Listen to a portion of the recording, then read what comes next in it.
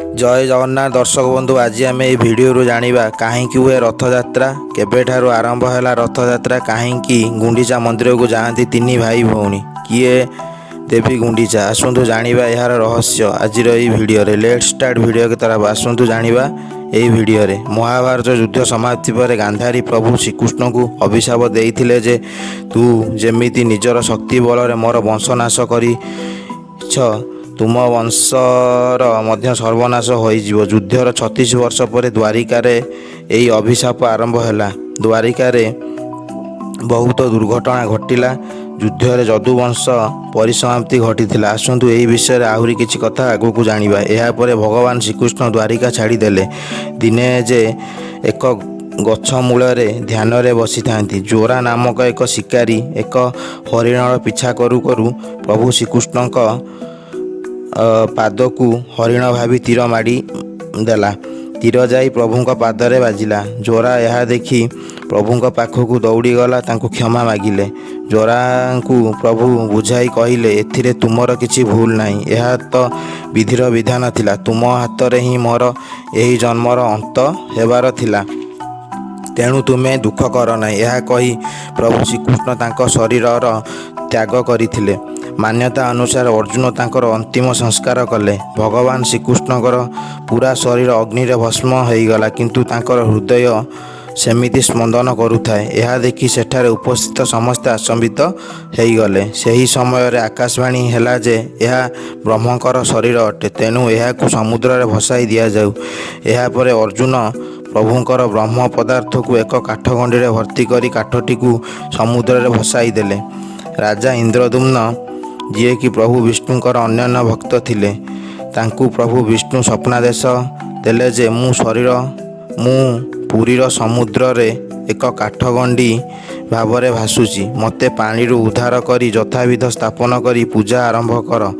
स्वप्नादेश पर तत्क्षणात् राजा पुरी जाई समुद्र तटरे देखंती तो सतरे एक काठगंडी समुद्र रे भासुची, किंतु सैनिक मानकर बहुत चेष्टा पर मध्य काठगंडीटी को केही मध्य सेठारु उठाई पारु नथिले। या परे सबर राजा विश्वावसु को डकागला। से ही काठगंडीटी को समुद्ररू आनी पारिले।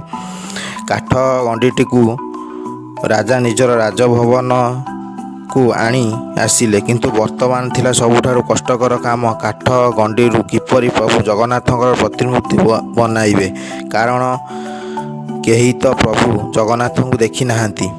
बहुत कारीगर आसिले, किंतु केही मध्य काठगंडीरू प्रभु को आकृति किपरि बाहरिब ताहा जानी पारिले नाही। शेष रे देवतांकर शिल्पींकर विश्वकर्मा जड़े बुढ़ा कारीगर वेश नहीं राजा पाखक आसिले। आ कहिले, तीन ठाकुरंकर विग्रह मु बनैबी, किंतु मोर किसी शर्त अछि। मते मूर्ति बनैबा को 21 दिन समय लागिबो। मु एहाकू एक बंद कठरी रे बनाइबी। आउ एई 21 दिन मध्य केही मध्य सही मध्य कठरी मध्य को प्रवेश करिवे नाही। राजा से बुढ़ा कारीगर कथारे राजी होई गले। बाहर कबाट बंद करि दिया गला। बाहर हातुड़ी करत आउ ठक ठक आवाज आसुଥାଏ। एमिति 2 सप्ताह बीतीगला, किंतु दिने से कबाट मध्य किछि मध्य शब्द शुणागला नाही। यह देखि रानी बहुत विचलित होईगले। से भाविले से बुढ़ा कारीगर जनक किछि न खाई न पी एते दिन हैला काम करुछंती, काले जे मृत्युवरण करिनाहांती तो। तेणु रानी राजा को अनुरोध कले जे कबाट को भांगी दिया जाऊ। प्रथम तो राजा राजी नथिले, किंतु रानीकर बहुत कहिबा परे राजा कबाटटी को भांगी देले। कबाट भांगी देखंती तो बुढ़ा कारीगर जनक अंतर्धान होई जाइछंती। आ तांको पछरे छाड़ी जाइछंती अधागड़ा 3 ठाकुरंकर प्रतिमूर्ति। यह देखि राजा निज को दोषी बोली भाविले। सेही प्रतिज्ञा भांगी थिबार बहुत पश्चाताप कले। निजको समाप्ति करदेवाक भाविले। किछि समय पर शून्य रे आकाशवाणी हैला जे राजा तुमर प्रतिज्ञा भांगी समय पूर्व कबाट खोलीदेल। मोर मृत्यु अधागड़ा रहीगला, किंतु तुमे चिंता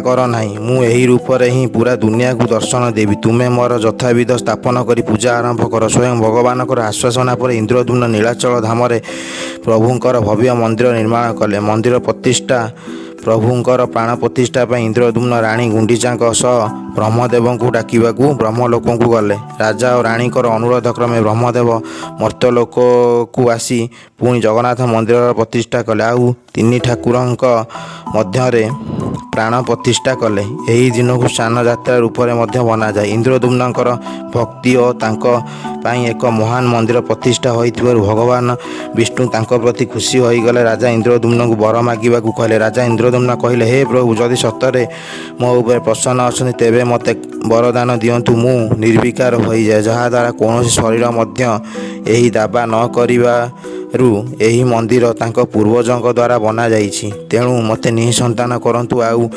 ଯଦି ଭବିଷ୍ୟତରେ ଆପଣଙ୍କ ମନ୍ଦିର କିମ୍ବା ଆପଣଙ୍କ ମୂର୍ତ୍ତି କ୍ଷତିଗ୍ରସ୍ତ ହୋଇଯାଏ ତଥାପି ଆପଣ ଏହି ସ୍ଥାନ ଛାଡ଼ିକି କେବେ ମଧ୍ୟ ଯିବେ ନାହିଁ। ଇନ୍ଦ୍ରଦ୍ୟୁମ୍ନଙ୍କ କଥା ଅନୁସାରେ ଭଗବାନ ବିଷ୍ଣୁ ତାଙ୍କୁ ବରଦାନ ଦେଇଥିଲେ। ଏହାର କିଛି ଦୂରରେ ଦେବୀ ଗୁଣ୍ଡିଚା ଏହିସବୁ କଥା ଶୁଣୁଥାନ୍ତି କିନ୍ତୁ ନିର୍ବିକାର ହେବା କଥା ଶୁଣି ବହୁତ ମନ ଦୁଃଖ କରିଲେ, କାରଣ କୌଣସି ବି ସ୍ତ୍ରୀ ନିର୍ବିକାର ରହିବାକୁ କେବେ ମଧ୍ୟ ଚାହାନ୍ତି ନାହିଁ। ଭଗବାନ ବିଷ୍ଣୁ ଦେବୀ ଗୁଣ୍ଡିଚାଙ୍କ ଦୁଃଖ ବୁଝିପାରିଲେ ଆଉ ତାଙ୍କୁ କହିଲେ, ହେ ମାତା, ଆପଣ ମନ ଦୁଃଖ କରନ୍ତୁ ନାହିଁ। ମୁଁ ଆପଣଙ୍କ ଘରେ ହିଁ ଜନ୍ମ ନେଇଛି, ତେଣୁ ମୁଁ ଆପଣଙ୍କର ପୁତ୍ର ଅଟେ। ତେଣୁ ପ୍ରତିବର୍ଷ 9 ଦିନ ପାଇଁ ମୁଁ ଆପଣଙ୍କ ଘରକୁ ଆସିବି। ଆପଣଙ୍କ ହାତରନ୍ଧା ଭୋଜନ ମୁଁ ଗ୍ରହଣ କରିବି। ଆଉ ସେବେଠାରୁ ଆରମ୍ଭ ହେଲା ରଥଯାତ୍ରା। ରଥରେ ବସି ପ୍ରଭୁ ଜଗନ୍ନାଥ, ଭାଇ ବଳଭଦ୍ର ଓ ଦେବୀ ସୁଭଦ୍ରା ତିନି ଭାଇ ଭଉଣୀ ମିଶିକି ଦେବୀ ଗୁଣ୍ଡିଚା ମନ୍ଦିରକୁ ଯାଆନ୍ତି। ଦେଖିଲେ ତ ଆମ ପ୍ରଭୁ ଜଗନ୍ନାଥଙ୍କ ହୃଦୟ କେତେ ବଡ଼। ମାତା ଗୁଣ୍ଡିଚା ନା ସେ ଦେବକୀ ଅଟନ୍ତି ନା ହିଁ ଯଶୋଦା ଅଟନ୍ତି। ପ୍ରଭୁ ଜଗନ୍ନାଥ କେବଳ ରାଣୀ ଗୁଣ୍ଡିଚାଙ୍କୁ ଖୁସି କରିବା ପାଇଁ 9 ଦିନ ଯାକ ତାଙ୍କ ଘରେ ରହୁଛନ୍ତି। ଯଦି ଭିଡ଼ିଓଟା ଭଲ ଲାଗିଥିବ ତାହେଲେ ଚ୍ୟାନେଲକୁ ଗୋଟେ ଲାଇକ୍ କରନ୍ତୁ, କମେଣ୍ଟ କରନ୍ତୁ, ସାଙ୍ଗମାନଙ୍କ ମଧ୍ୟ ସେୟାର କରନ୍ତୁ, ସବସ୍କ୍ରାଇବ୍ କରି ପାଖରେ ଥିବା ବେଲ୍ ଆଇକନକୁ ଦବି ଅଲ୍ ଉପରେ କ୍ଲିକ୍ କରନ୍ତୁ। ଏମିତି ନୂଆ ନୂଆ ଅପଡ଼େଟ୍ ନୋଟିଫିକେସନ୍ ପାଇବା ପାଇଁ ଆମ ଚ୍ୟାନେଲ ମାଧ୍ୟମରେ। ଜୟ ଜଗନ୍ନାଥ।